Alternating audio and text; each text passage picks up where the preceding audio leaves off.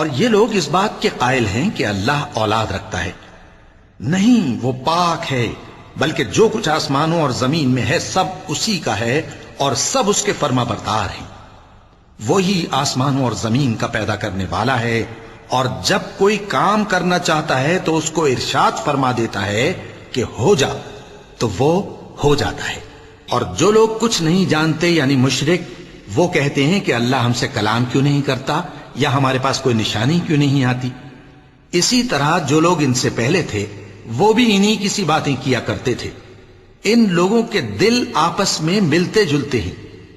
جو لوگ صاحب یقین ہیں ان کے سمجھانے کے لیے ہم نے نشانیاں بیان کر دی ہیں. اے پیغمبر، ہم نے تم کو سچائی کے ساتھ خوشخبری سنانے والا اور ڈرانے والا بنا کر بھیجا ہے.